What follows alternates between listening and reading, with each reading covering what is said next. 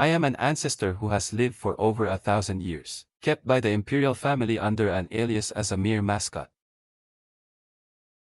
I have helped successive emperors manage state affairs, offering counsel and strategy, and expanding the borders of the realm. Had it not been for me, he, as a young son, would never have ascended the throne, nor could he have held on to this empire. Yet, there are always fools who wish to disturb my peace. The newly arrived noble consort, taking advantage of the emperor's absence, kicked open my chamber door.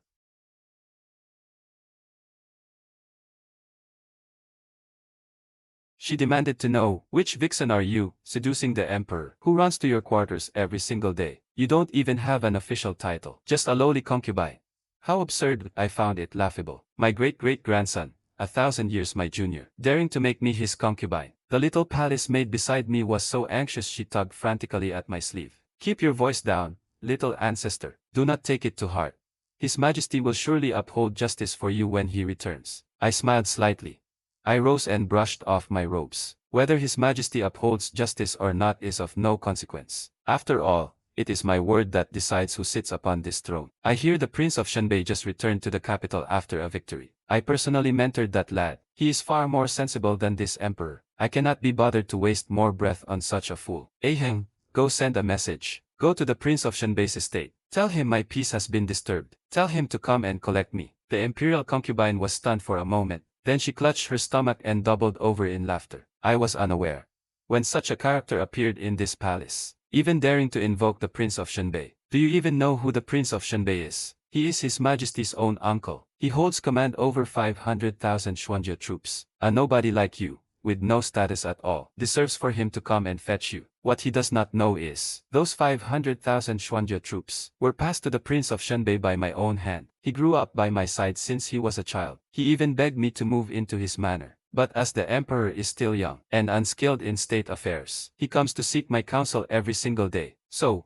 I declined him. I ignored him, and only glanced at Aheng. Aheng finally came to his senses, and hurriedly walked out. Stop right there. I have not given the word. You, a mere palace maid, do you have any regard for the rules? I leaned against the couch, watching this scene lazily. For 1,000 years, I have seen such dramas too often. Every new generation, it happens a few times. Seeing Aheng not answering, the noble consort grew even more provocative. She turned to me and said, "Oh, you lowly maid are quite loyal. When your master doesn't speak, you remain silent too. Is it because you think you have hooked a remarkable person? I am curious, what exactly is your background? The emperor runs to you every few days, even skipping the Empress Dowager's birthday banquet. Even in the middle of a court session, hearing you were unwell, he abandoned all his ministers to rush back to the palace to see you. I originally thought you were some peerless beauty, but seeing you today, you are nothing special." I sneered inwardly.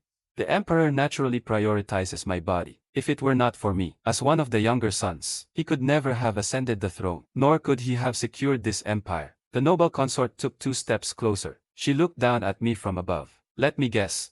Is it your skill in bed, or some twisted sorcery you used to bewitch the emperor?" I let her pinch my chin and smile. "How old are you this year, your ladyship?" "I am 18 this year."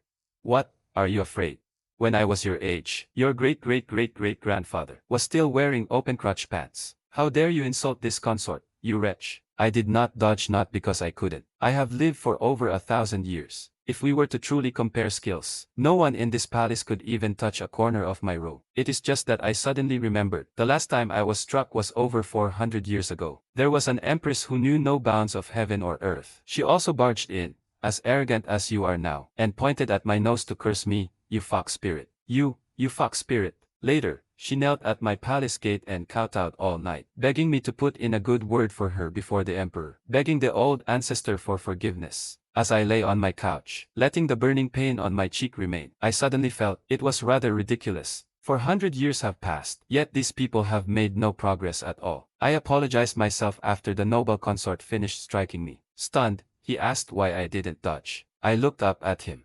I said nothing, but my gaze unsettled him. Flustered and furious, he lunged at me. He grabbed me by the collar.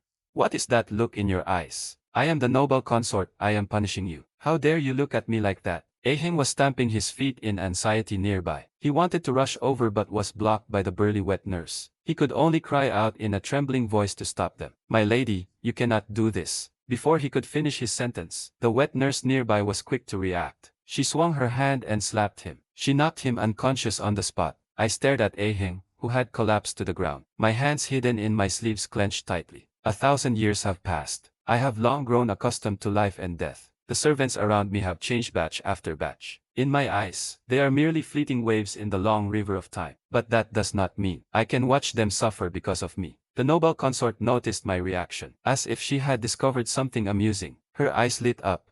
Ha ha ha ha ha ha. Oh! Does your heart ache for him?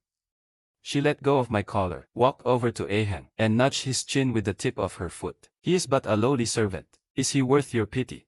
I did not rush over immediately, but slowly straightened my ruffled collar instead. Your Highness, noble consort, everything you have done today. Does the Emperor know? He paused for a moment. Your Majesty, the Emperor is currently discussing state affairs with his ministers. He has no time for a matter such as this. Even if the Emperor knew, so what? Do you really think he would fall out with me for the sake of someone like you, who has no status? I did not speak. As he spoke, he suddenly remembered something. He turned his head to ask the elderly maid beside him. That's right, this lowly thing has lived in the palace for so long. What exactly is he? Replying to your ladyship, your servant has inquired about it. This lowly thing holds no rank and has no official status. Everyone in the palace says he is someone the emperor kept outside. Upon hearing this, noble consort Gue wore a most fascinating expression. She laughed until she shook with mirth. So, it is just a consort of unofficial status. I thought you were someone of great importance. After all this fuss, you are not even considered a proper imperial consort. I slowly stood up. He instinctively took a step back. What are you trying to do? I only wish to tell your ladyship, at 18 years of age, one should be innocent and carefree. That your ladyship could enter the palace as a consort at this age. Your family must have raised you well. Everything has gone smoothly for you, having never suffered any setbacks. Hearing this, a look of pride appeared on his face. That is only natural. When I was at home, my father and brothers doted on me. Whatever I asked for, they gave me. That is why, your ladyship, you do not know. Some things cannot be said. Some things cannot be done. Some things cannot be done.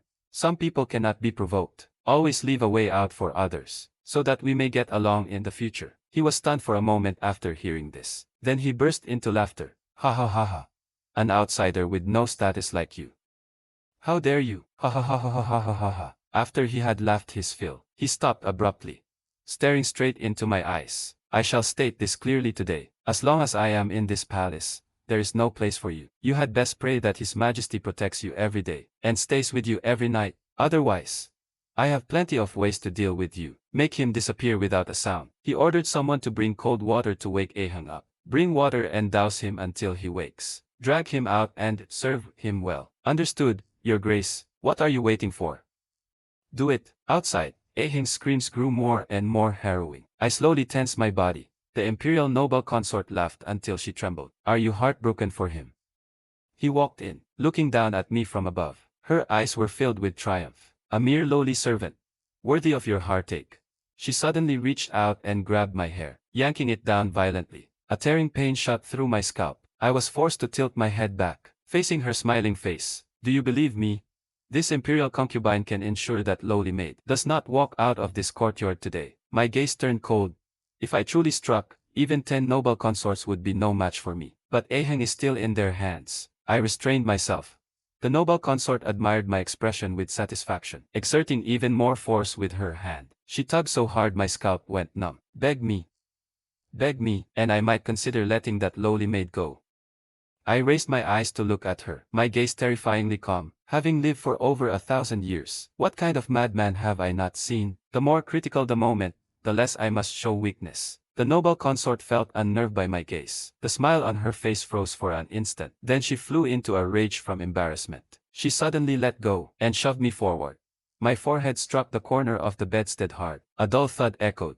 My vision went black for a moment. When I finally came to my senses, there was a warmth on my forehead. Something was trickling down my brow bone. I reached up and touched it. My fingertips were stained with blood. I looked at the blood on my fingers, and suddenly, I laughed. Your Grace, noble consort, do you know what happened to the last person who pulled my hair? What happened? Nothing much.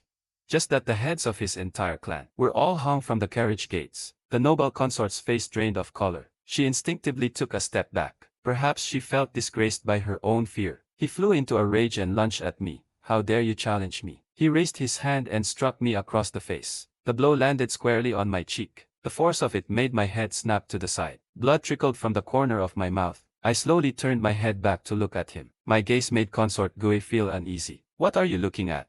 Do you think I cannot strike you? He moved to strike me again. His hand hovered in midair. Suddenly, he froze, for the courtyard fell silent. Ahang's wailing had stopped. In its place came the sound of steady, heavy footsteps. Thud.